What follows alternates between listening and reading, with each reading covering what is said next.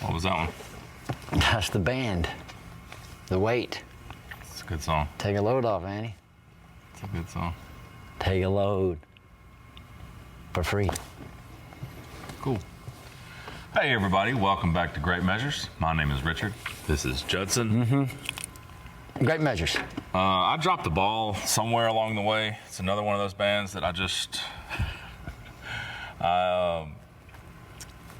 we did it one time and I don't know, for whatever reason I haven't done them again. So this is Dream Theater. Months and months ago we did Under a Glass Moon from 1992's Images and Words. We're going to stay on that same album. And I'm going to read you a little bit about the song. The song is called Pull Me Under. Pull Me Under. Let's see. It was the debut single from this album. Like I said, 1992, widely considered to be Dream Theater's signature song. Rolling Stone ranked it number 91 on their list of the 100 greatest metal songs of all time. From a lyrical standpoint, the lyricist is Kevin Moore, who plays keyboards on this album.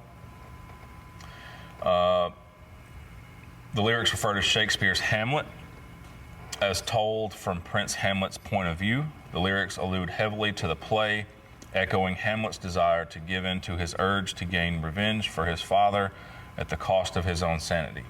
Over the final moments of the song, James, which is the vocalist, can be heard singing the song's only direct quote from the play, "Oh, that this too solid flesh would melt." Therein, Prince Hamlet is pleading for escape from his mortal trappings. Interesting. Yeah. Thought that might tickle your curiosity. Yeah. Ready to do it?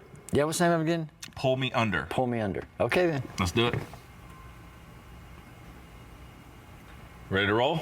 To be or not to be, Richard. Dream Theater. Dream Theater.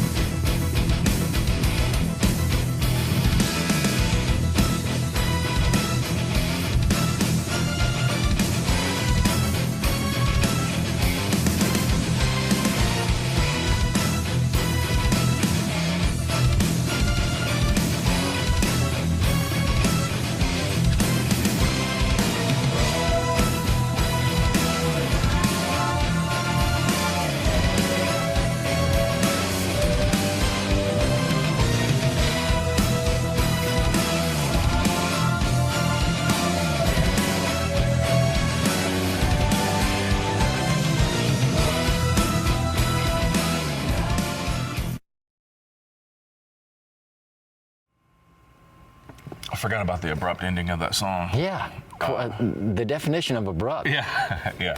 What'd you think? It's rocking.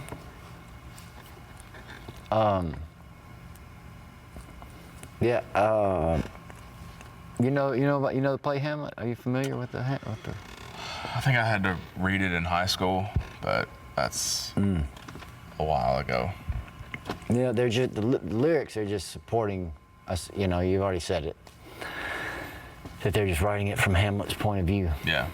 How he feels, and he feels that way because the first line of Hamlet is "Who's there," which is supposed to sort of be a theme throughout the deal because he's sort of losing his grip on reality. Okay.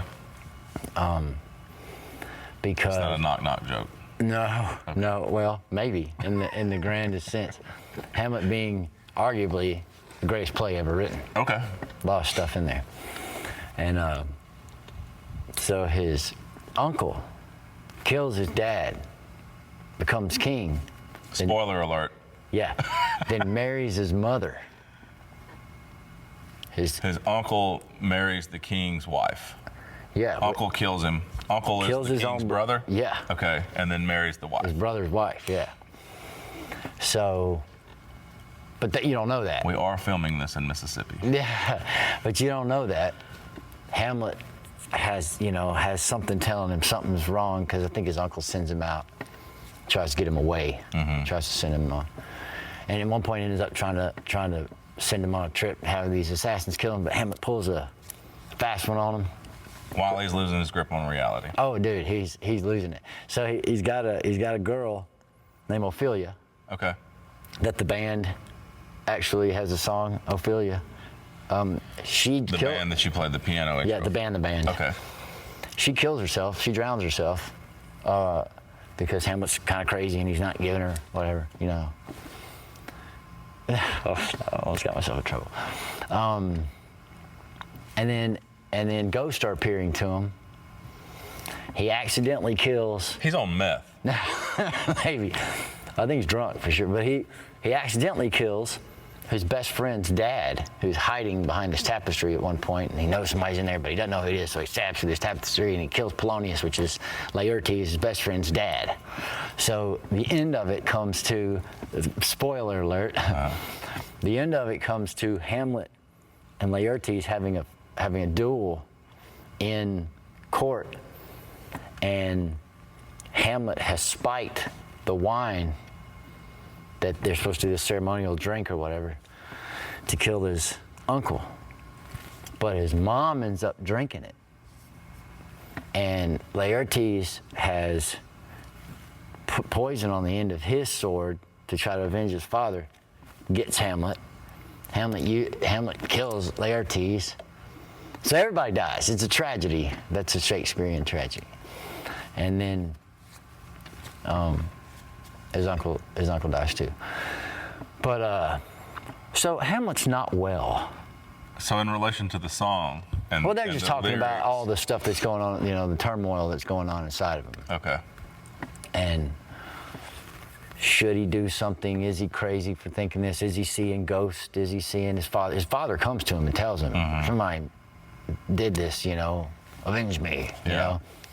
So he's like, who's there? Is it really in his head? Is it not? Is it really going on? And he's torn, and it's just a display of inner turmoil. And that's all they're singing about. Gotcha. You know? Musically, what stood out? What stood out?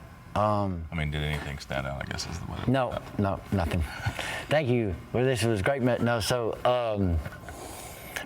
I like the points, you know. I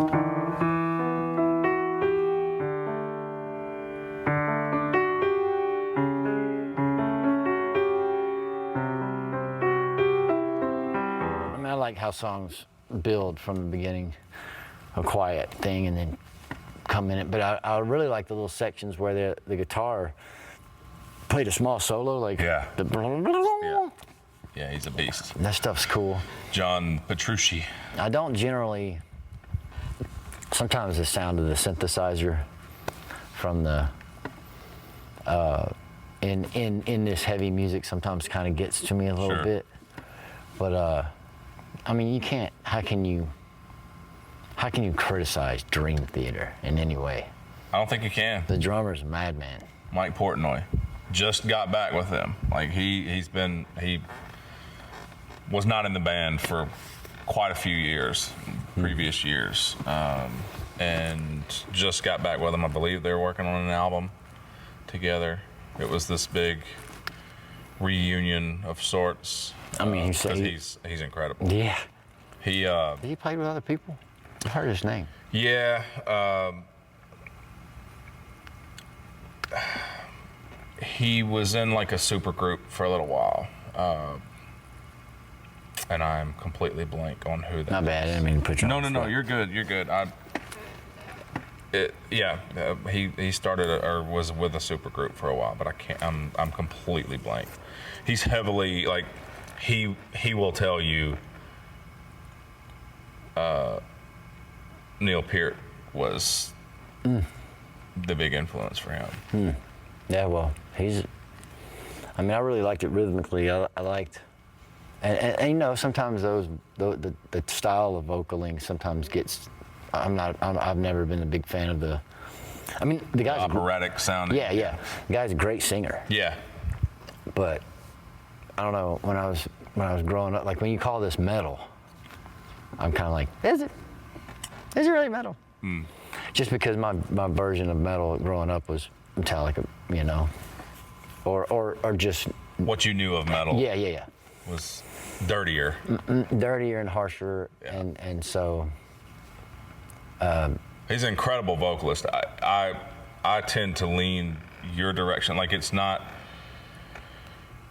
a style of vocal that I'm seeking out in a band, but it fits what they do perfectly. Yeah, they're in their own category, man. Yeah. They're in their own category. And like I said, I'm gonna make it a point to be more adamant about putting them in the channel more and showing you more of their stuff, because I mean their catalog is unbelievable, like start to finish. Yeah, they got longer songs than this, huh? Yeah, I think there were there's one that gets requested a lot that's like 24 minutes or 27 minutes or something like that. And I'm like, Wow. I don't know if we have time. That's a long video. Yeah, I don't know if we have space on our computer. Yeah. I would love to, and we still might do that one. That's...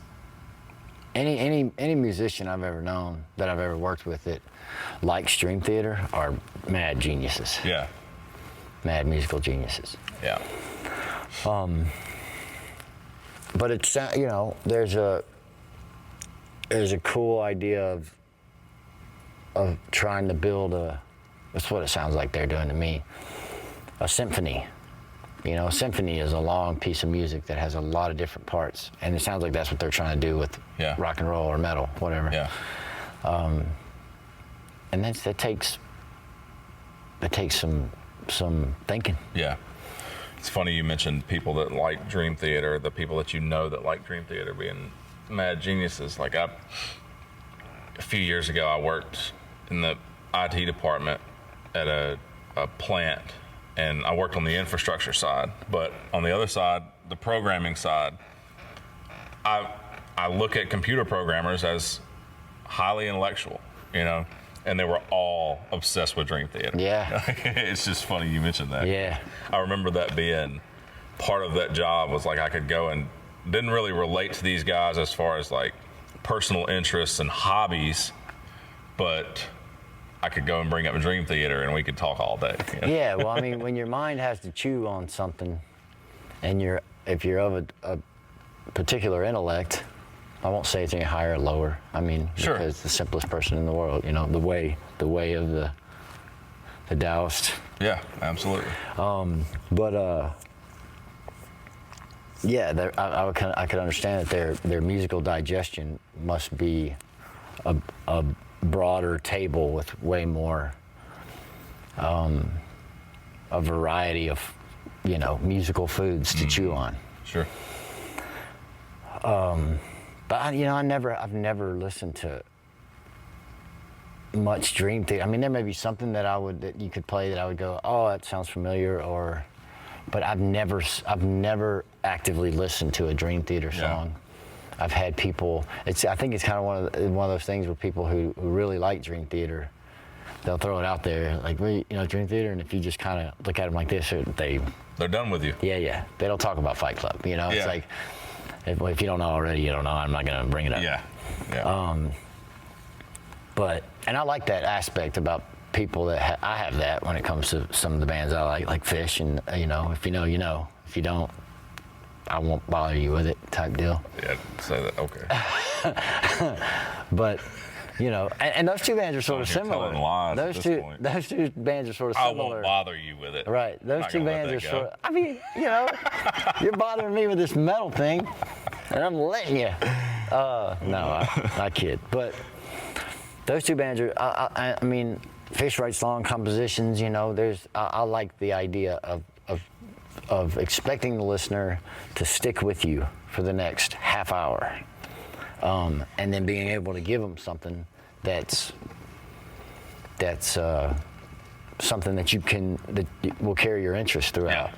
I mean, I'm sure there's a stark difference. I don't know how much Dream Theater goes into improvisation and does that kind of thing. Mm-hmm. That's a big part of Fish, obviously. But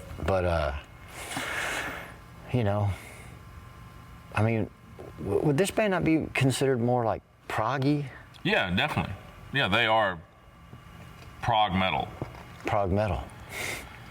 Yeah. Metal's just eating up all the subgenres. Yeah, taking everything. Is there rap metal? Yeah. Is there? Absolutely. Rap. I mean, not just. I know there's rap in metal, but there's a subgenre of like gangster rap metal. Well, I don't know about gangster rap metal. I don't know if there's a metal version of NWA out there, but sure. Well, I mean, there was. What is the? Why am I blank? The Public Enemy guy. Chuck D. Flavor Flav. I'm pretty sure it was Chuck D. Chuck D did a song with Anthrax. Did they? Oh, I know. You know they do that whole Walk This Way thing with Aerosmith. Yeah. I mean, you got your Limp Bizkits of the world that were. Fred Durst was spitting some bars. Bars. But yeah, I mean, rap in metal is one thing, but I just didn't know if there was. Yeah, I don't know. That's a good question. I don't know if there's a gangster rap. That'd be awesome. Subgenre of metal. That'd be pretty awesome. It probably is. They'll let us know. Yeah, I mean, I dig the subject matter because I like that kind of. I like it when anybody relates anything to literature or any kind of philosophy, anything like that. I think that's a good. I think that whenever you have a cross-reference of the arts, it always seems to work out. For me, it does at least. I'm glad you liked it. If you've made isn't it to this it point, weird? Isn't it weird that they call themselves Dream Theater when they're doing a Hamlet song? Yeah, it's true. If you made it to this point in the video, leave a comment. Let us know the next song that we need to do from Dream Theater. I'm curious to see what direction. That's not an hour and a half long. Yeah, that's not. Or give us the permission to cut it up. Or sign a waiver and get it notarized. Make sure we'll give you the address secretly. A urine sample. Thanks for watching, everybody. That was Pull Me Under by Dream Theater from 1992's Images and Words. Images and Words. We are Great Measures. My name is Richard. This is Judson. Great Measures. Have a wonderful day, everybody.